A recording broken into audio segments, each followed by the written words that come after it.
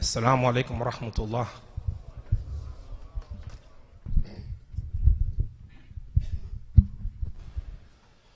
Allahu Akbar, Allahu Akbar, Allahu Akbar, Allahu Akbar. أشهد أن لا إله إلا الله، أشهد أن لا إله إلا الله،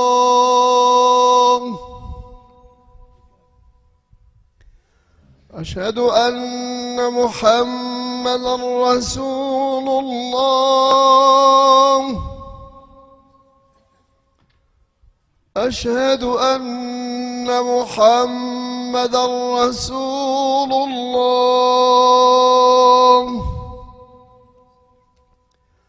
حي على الصلاة،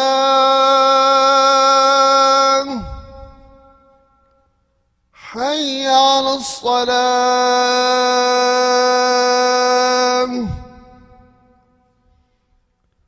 حي على الفلاح،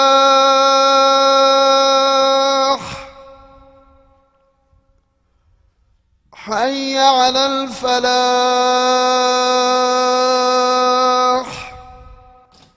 الله أكبر، الله أكبر،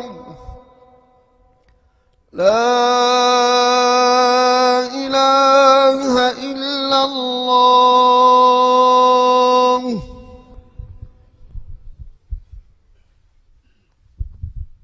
الحمد لله نحمده ونستعينه ونستغفره ونؤمن به ونتوكل عليه ونعوذ بالله من شرور انفسنا ومن سيئات اعمالنا، من يهد الله فلا مضل له ومن يضلل فلا هادي له. اشهد ان لا اله الا الله وحده لا شريك له واشهد ان محمدا عبده ورسوله. يا الذين امنوا اتقوا الله حق تقاته ولا تموتون الا وانتم مسلمون. يا ايها الذين امنوا قال رسول الله صلى الله عليه وسلم خيركم من تعلم القرآن وعلمه، خيركم من تعلم القرآن وعلمه. Brothers and sisters, we praise Allah the Almighty. We believe in Him, we trust in Him, we bear witness that nothing deserves to be worshipped except Allah. We bear witness that Muhammad sallallahu alaihi wasallam is Allah's messenger and His last prophet. We ask Allah to bless His messenger Muhammad alayhi salatu wasalam and bless his companions and his family, all of them. Ameen. Today, brothers and sisters, I want to talk about the uniqueness of the Quran. And I pray Allah that He can bless me to deliver what I want to deliver from Him, inshallah.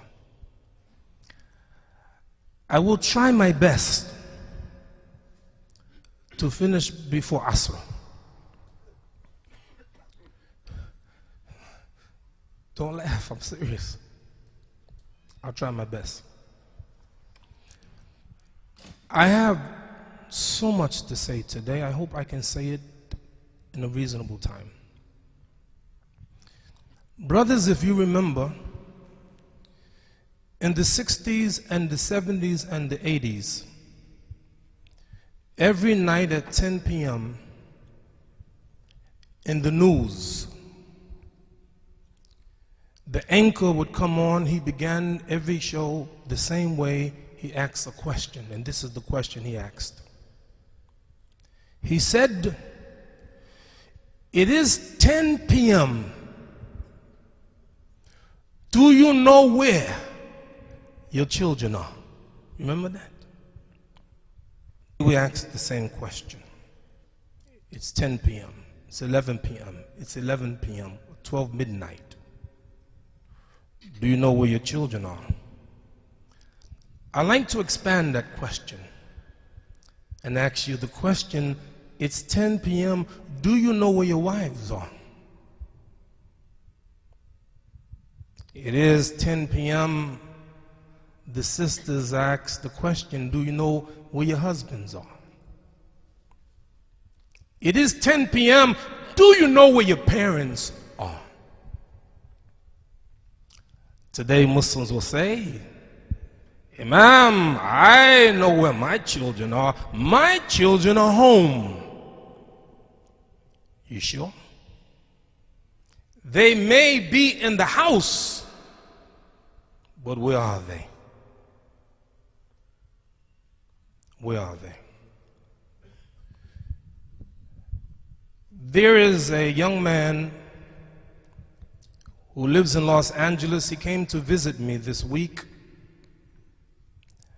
I knew him when he was living in Washington, D.C. Whenever I would go to Washington, he would get some of the youngsters, college students together, and after the program, after my program, they say, Imam Siraj, we want to take you to a halal restaurant to talk. And I did it, just to talk to them. He said to me this week when he came to visit me, he said, Imam, I want to be honest with you. I hate going to the masjid.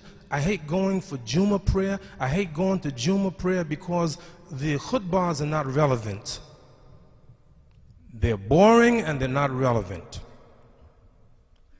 What an indictment. A few minutes ago, I passed by Musa.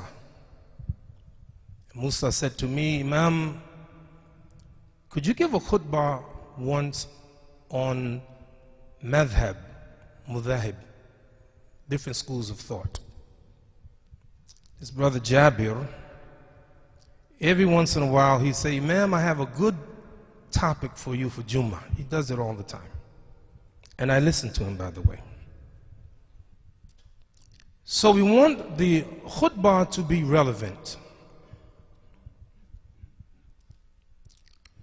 Where are your children? Did you know from the ages of 13 to 18, the average American child would have seen 500,000 television commercials?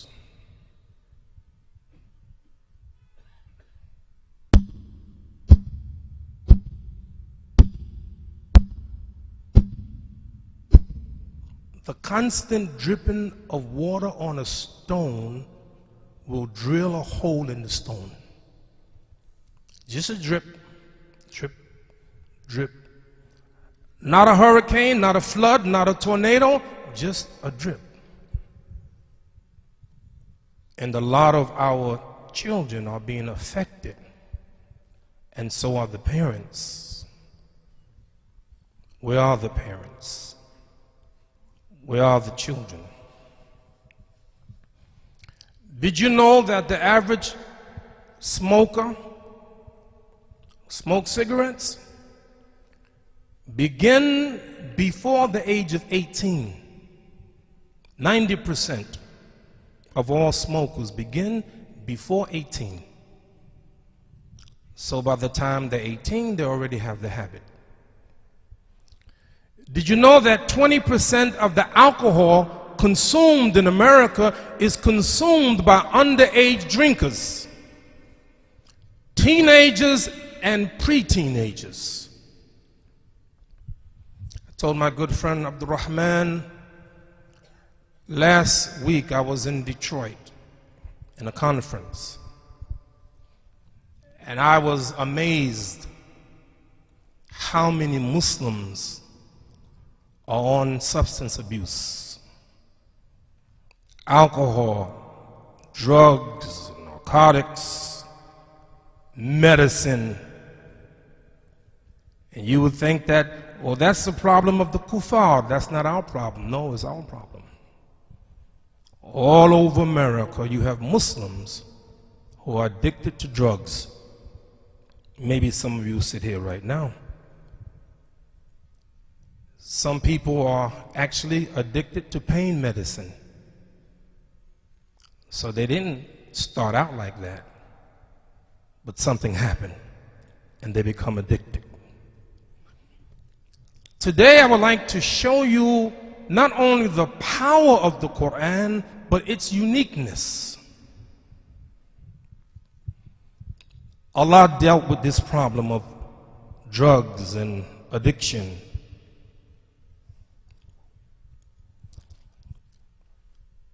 But what's interesting, that the first 13 years in Mecca, Allah never mentioned alcohol, khamr. It is as if He ignored it for 13 years. And finally, in the 4th year of Hijrah, Allah lets us know it is min amali shaitan fajtanibuhu la'alakum tuflihun. It is rijlun, it's an abomination from the work of shaitan. Leave it alone. Now, what's interesting about the Quran is that it is better to understand the circumstances under which the Quran was revealed as Babul Nuzul. What was happening? Let me show you something, Allah's wisdom. When He made the commandment, فَاجْتَنِبُوهُ لَعَلُّكُمْ تُفْلِحُونَ, what happened?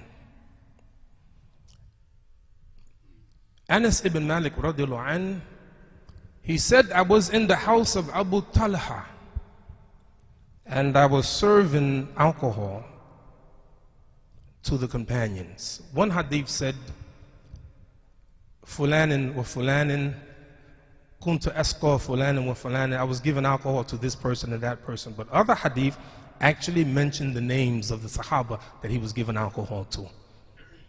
I want to mention two. Ubay ibn Ka'b and Mu'adh ibn Jabal. Why I mention those two? Because the Prophet ﷺ said, Istaqru al-Quran min arba', learn the Quran from 4. And Abdullah ibn Mas'ud and Salim Mawla Abi Hudhayfa and Ubay ibn Ka'b and Mu'adh ibn Jabal. Two of them the Prophet had learned the Quran from, but they were drinking alcohol before the prohibition. And while he was serving the alcohol, they heard a commotion outside. And Abu Talha told Anas, go see what it is. He went out there and he said, a man had said, Hurima khamra, intoxicants had become prohibited. And Abu Talha, he told Anas to empty all of the wine out. And Anas said the wine flowed down the streets of Medina. Easy, right? You have an alcohol problem? It's easy. Just Allah said what Allah said. Allah said it.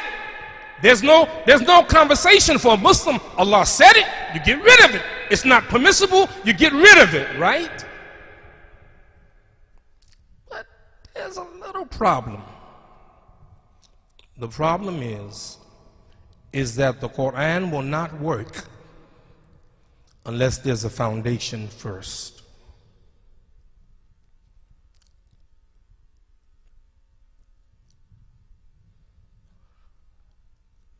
Aisha radiallahu anha, she said, I agree with her, she said something profound. لا نزل أول شيء لا تشربوا خمر لقالوا لا ندع خمر أبدا. If Allah had first revealed, don't drink alcohol, the people would have said, we will never get rid of it, we will never give up alcohol. Look at the wisdom. Ibn Abbas radiallahu anha, he said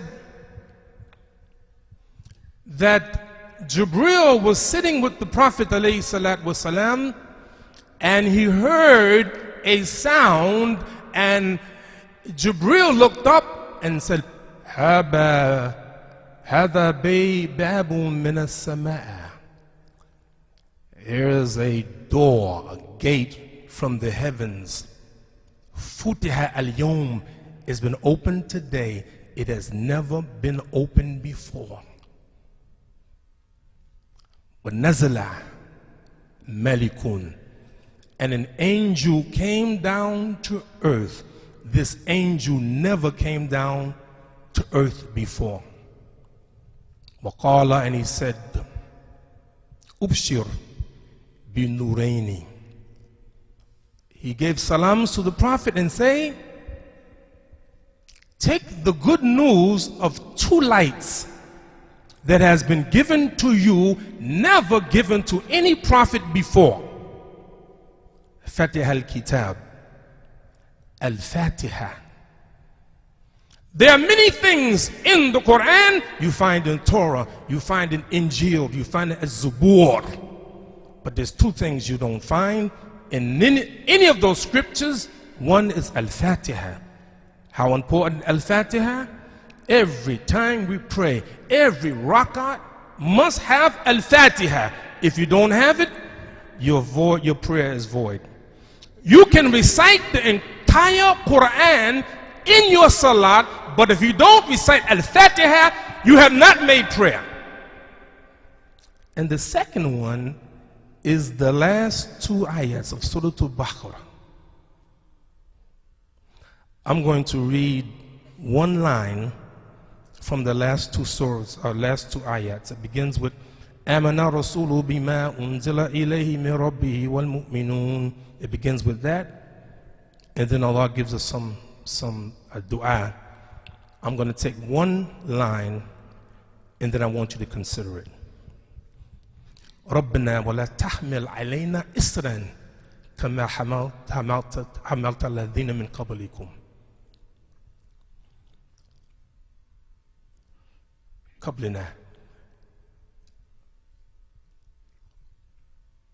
O Allah, our Lord, do not place upon us an isran, a burden,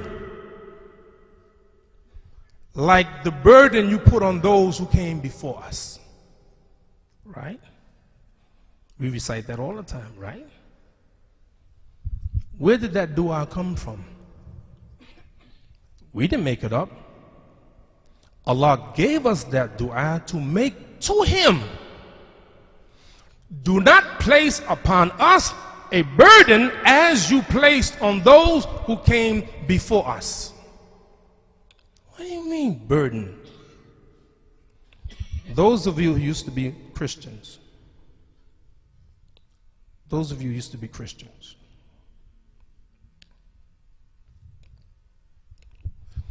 if I asked you to recite the 10 Commandments, many of you could, you will say something like this: Thou shalt not steal, thou shalt not kill, thou shalt not commit adultery, thou shalt not covet thy neighbor's house, thou shalt not covet thy neighbor's wife, and so forth and so on. You know the difference between that and what we have? Subhanallah. All at once, thou shalt not do these things, but for us, a period of time. The first verse about prohibition, look at the wisdom. يَسْأَلُونَكَ عَنَ خَمْرَ وَمَيْسِرٍ. They ask you, O Muhammad, about intoxicants and gambling. قُلْ فِيهِمَا إِثْمٌ كَبِيرٌ وَمَنَعْثُ لِلنَّاسِ وَإِثْمُهَا أَكْبَرُ مِنْ نَفْعِهِمَا. Say that it is a big sin and some benefit for man, but the sin is worse than the benefit. But it still wasn't made prohibited. Look at the way Allah said it. Allah didn't initiate the conversation. Yas'alunaka. They're asking you, Muhammad, about it. I ain't talking about it. They're raising the question. Why? Because alcohol, beer, wine, champagne, weed, cocaine, crack, heroin, all of it is unnatural. When a baby is born, a baby is never born seeking alcohol and khamra unless the mother is hooked on it. So when the baby is born, they call them crack babies. Some babies are born with an addiction because their mother is addicted. While the baby was a fetus, the mother was drinking alcohol, taking drugs, so it affects the baby. If you don't believe me, go see the Prophet, peace and blessing be upon him, when he went to Al-Isra wa Mi'raj. And when he came back from the ascension, he was offered a cup of milk and a cup of wine. He was offered a cup of milk and a cup of wine. This is when the prohibition wasn't there. And the Prophet took the milk. And Jibril said, Alhamdulillah alladhi hadaka lil fitra. Praise be to Allah who guided you to the very nature. Had you chosen the wine, your ummah would have gone astray. And many Muslims are choosing the alcohol and their families are going astray. One more. After that was revealed, it still wasn't prohibited. Some of the Sahaba, they got together and they drank wine. And then it was time for Maghrib. And they went to pray Maghrib, and the Imam, he was drunk and he messed up the lines of the Salat. So Allah revealed, Ya ayyuhalladhina aminu la taqrabu salat wa antum sukar ta'lamu ma taqulun. Don't approach prayer while you're intoxicated until you know what you're saying. So then the Sahaba, they avoided the alcohol. It's not prohibited. What is Allah doing? Allah is slowly getting you ready so that when He gives you the commandment, then you leave it alone. Can I tell you something good about taking alcohol, if there's such a thing about taking alcohol? Can I tell you the good part of it? I don't like to say it that way. But when you take, as a Muslim, when you take alcohol, it is for you an indicator of the level of your faith. If you right now have a drug problem, alcohol, whatever it is, as a Muslim, if you're taking it, it is an indicator of the level of your faith. 1980, I was in Mecca for Hajj, and it was a hot day, and I was thirsty. And I went into a store, and this is right across the street from the Haram, and I'm looking for something cold to drink, and I see this ice cold drink called Near Beer. Qarib. Non-alcohol. So I said, yeah. I bought the Near Beer, and I drank it. And when I drank this Near Beer, non-alcohol, I got a buzz. Sheikh Hassan, he looks like he knows what I'm talking about. But you can't know what a buzz is, Sheikh. Most of you have no idea. A buzz. A buzz is like, you know, a little high. And when I drank that, I said, something is wrong with that. I never got near beer again. You don't have to tell me. There was years ago, I think Ali, he knows, the brothers were buying cases of something called something like Suwuji. He knows Suwuji, right? And I never heard of Suwuji.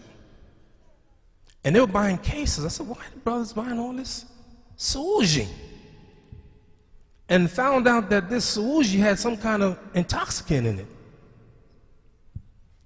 So you don't need to know the name, know that it does something to you, and if you have Iman, then you put it down. But, why so many Muslims do it even though they know it's haram? Because they don't understand that you haven't been prepared. The Quran only works if you have been through elementary school and got the foundation. And if you have the foundation, and then when the commandment is given, then it's easy. You don't believe me? Go to this country. I think it was 1920, 1922. They had what is called prohibition. In the 18th Amendment of the Constitution of the United States of America, it was prohibited to manufacture alcohol, to transport alcohol, to consume or sell alcohol. It was prohibited in the Constitution of the United States of America, the 18th Amendment of the Constitution. But what happened? They called it the Roaring Twenties. You remember. You know what? It didn't work.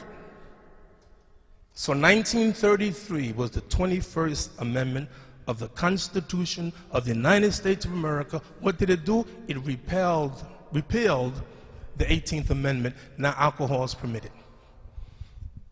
Telling you as your brother, soon in this country, every state will allow a reefer. They just had a vote in Ohio. Alhamdulillah, they didn't pass. But believe me, I know how things are going. It's going to be legal. One day it's going to be legal. I said that, I mentioned that. Sheikh Jafar Idris told me that in Canada it's already legal. You don't have to go to Canada, brother.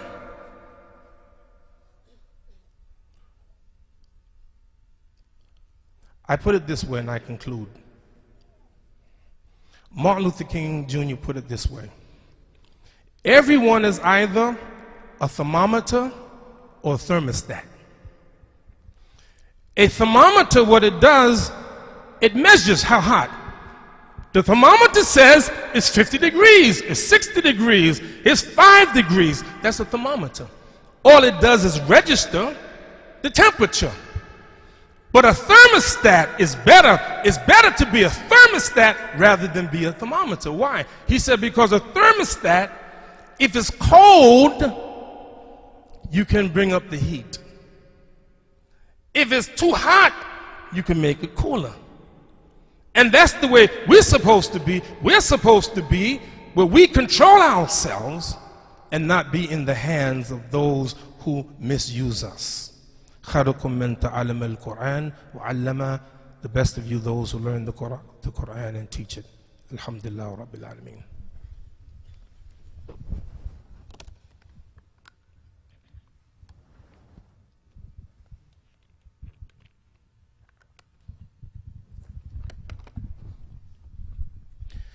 Bismillah ar-Rahman ar-Rahim. Alhamdulillah Rabbil Alameen. Brothers and sisters, I close with this.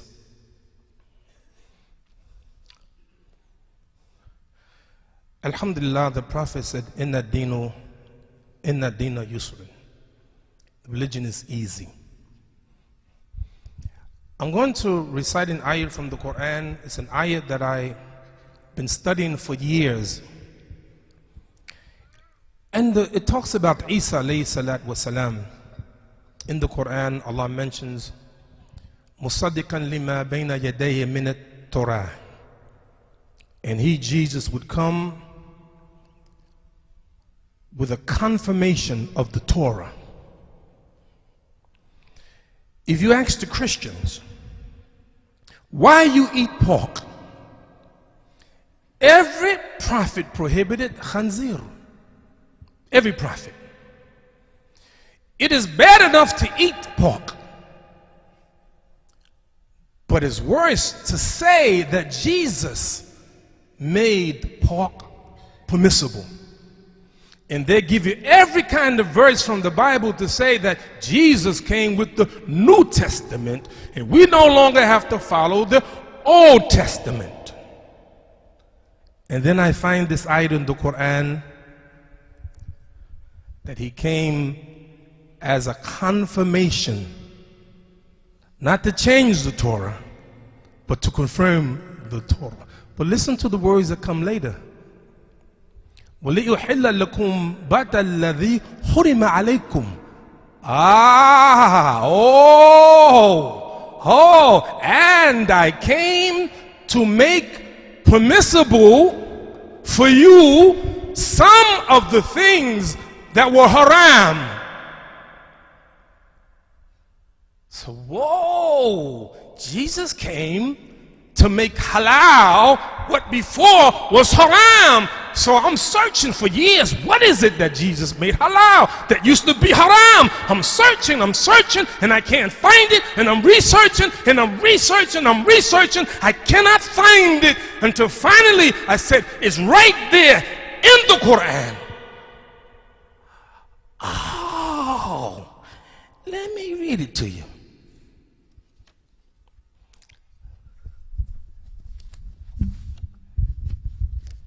You know what the key is? The key is to ask the question, why does Allah make things haram? There's two reasons. The first one everybody knows. Allah makes haram those things that's bad for us. أَسَعَ أَن تُحِبُّوا الشَّيْءٍ وَهُوَ شَرٌ لَكُمْ وَاللَّهُ يَعْلَمُ وَأَنْتُمْ لَا تَعْلَمُونَ. It may be that you like something that's bad for you, but Allah knows and you don't know. It's bad for you. Brother, I'm telling you something. One man said, I don't believe that crack is addictive like that. I don't believe it. I'll prove it to you. I'll take some crack just to show you. And he took the crack. He said, see, it didn't bother me. Let me try it again. It's a true story. It's a true story. Man got hooked. They say this about crack. Abdul Rahman, he would tell me he knows better. He's an expert on this. They said the moment you get high from the first crack you take, you will never experience a high like that ever again. It's something, brothers and sisters, that it does something, drugs does something to you that you can't even imagine. Don't try it. One sister asked me, said, Imam, what about a recreational smoker or a person who takes drugs like recreation, not addicted to it? I said, be careful. Because it may be recreation today, and before you know it, you're addicted. So be careful. So, whatever is haram, is no good for you. Let me tell you this, brothers, about something about zina. SubhanAllah, the Prophet, peace and blessing be upon him, said, La yazni zanni hina yazni wa huwa mu'min. While a person is committing adultery or fornication, they're not even a believer at that moment. Be careful. If you think that there ain't no big deal committing zina, it's a big deal. How you know it's a big deal? How Allah deals with it. And adultery is real big with Allah. So don't play with that. There are two reasons Allah makes something haram. Number one is bad for you. And number two, I found it. I found it. Number two, Allah will make something haram for you, though it may be good, as a punishment for you. I got it now. Years of research. Years of research. I got it now. I understand now that I didn't understand before. Listen to this. When you get a chance today, you go back home, chapter 4, verse 160. 4:160. فَبِظُلْمٍ مِنَ الَّذِينَ هَادُوا حَرَّمْنَا عَلَيْهِمْ طَيِّبَاتٍ أُحِلَّتْ لَهُمْ Subhanallah. وَبِصِدِّهِمْ عَنْ سَبِيلِ اللَّهِ كَثِيرًا Allahu Akbar. For the wrongdoing of the Jews, we made unlawful for them certain good things which had been lawful to them, and for the hindering many from Allah's way. It's a punishment. The stuff is good. It's good and it's good for you, but because of your evilness, Allah put on you this heavy burden, Israel.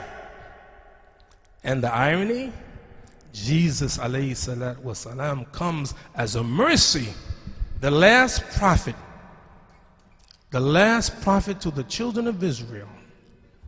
He comes, brothers. He comes now, and those things that Allah had prohibited now makes them halal. And wait, one more, it gets better. one more. I would argue that Prophet Muhammad, peace and blessing be upon him, is absolutely a mercy to the Jews. He is. You know, for years, Sheikh, for years, I'm looking at the ayat in the Quran.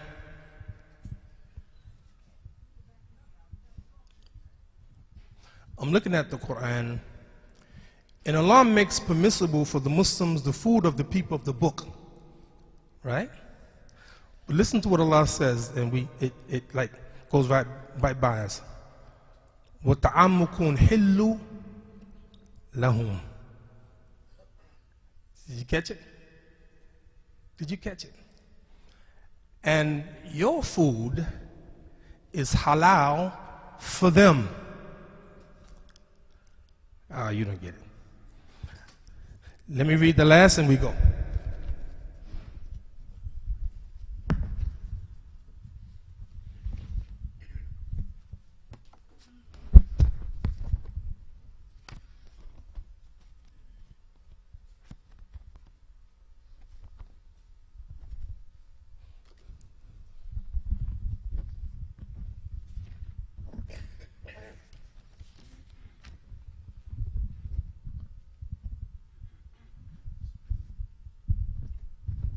This is it. This shows the wonderfulness and the magnificence of the Quran. When you get a chance, chapter 7, 157. I close with this. الذين يتبعون الرسول النبي الأمي الذي يجدون مكتوبا عندهم في التوراة والإنجيل يأمرهم بالمعروف وينهاهم عن المنكر. Listen. ويحل لهم الطيبات ويحرم عليهم الخبائث. Listen to this. ويدعو عنهم إسرهم وأغلال التي كانت عليهم.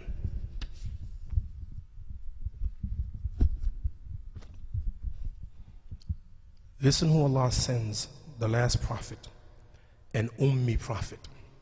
He's illiterate. There's some Muslims who are like, well, the prophet wasn't really illiterate. Allah doesn't mean that. Allah meant exactly what he said. The prophet could neither read nor write. That is confirmed. Allah take that man. So nobody can say he read it from a book. Everything that he says, revelation from Allah subhanahu wa ta'ala. 1,700,000,000 Muslims around the world follow his every word. It is recorded in Bukhari and Muslim and Tirmidhi, Abu Dawood, Ibn Majah, Ahmed ibn Hanbal. All of these are hadith. His life is recorded. And one of the things that he would do, I'll leave the last one, he says, and he will drop from them their burden. Sometimes on Saturday, I watch the Jews as they're walking up and down the streets, and I feel bad for them because they can't do anything on Saturday. But Abdullah ibn Salam, when he became Muslim, all of those burdens are dropped. Because now this book, the last Quran, it abrogates everything that came before it.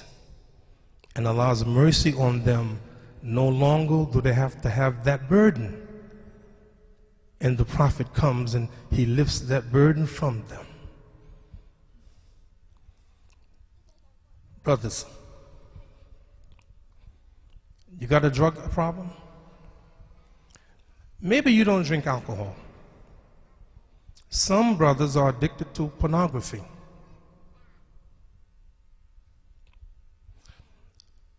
I was on a plane recently, and I was the last one on the plane, a huge plane. And as I'm walking toward the end of the plane, I noticed something. Just about everybody on the plane had some kind of tablet open. Everybody. I watch from seat to seat.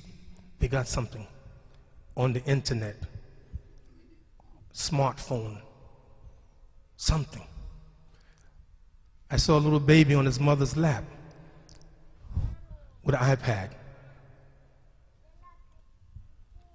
What are you doing? Some of our children say, oh, my child is home, my child is in the room. What are they doing in the room? Some addicted to video games. You may not be drinking alcohol. You may not be smoking crack. But you're addicted to something. Your key is that book, the Quran. That's your key. How many hours do you put in the Quran? You and your iPad all day long. You're in your iPad. You're in your iPad all day long and never pick up the Quran, and you expect to be successful. Kidding me? Inna anzalnahu Qur'anan Arabiyyan. I'm not Arab. Some of you are blessed to be Arab. Arab is your native tongue, alhamdulillah. But people like me, we have to struggle, try to learn. Alif Lam. We have to learn Arabic. If, brother, you met some woman that you love and she's beautiful, but she speaks a different language, you're going to try your best to learn the language of that woman so you can communicate. Your Lord has revealed the Quran in Arabic. Your Lord has revealed the Quran in Arabic. How much time do you spend trying to learn the language? Yes, you can communicate with Allah in other language. Yes, it's true.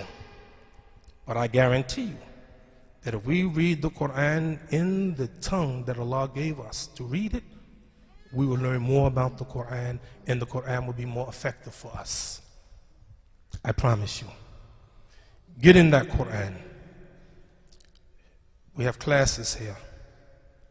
I think Tuesdays, I'm not sure, Tuesday nights. We want more. We need Sheikh Hassan to teach us more. And I'm telling you, if you get that foundation first of Iman, now the Quran will affect your lives, and we will have a massive effect on the people in the street, but we can't affect them if we ourselves are not affected. Not the Constitution, it's the Quran. We ask Allah subhanahu wa ta'ala to help us to learn the Quran. Ask Allah the Almighty to help us to study the Quran, help us to love the Quran, help us to read the Quran, help us to teach the Quran. Ask Allah the Almighty to strengthen us and to take from us the weakness and make us strong. ربنا تقبل منا إنك أنت السميع العليم ربنا لا تؤاخذنا إن نسينا أطعنا ربنا ولا تحمل علينا إصرا كما حملته الذين من قبلنا ربنا لا تحملنا ما لا طاقة لنا به واغفر عنا واغفر لنا وارحمنا وأنت مولانا فانصرنا على القوم الكافرين والحمد لله رب العالمين إقامة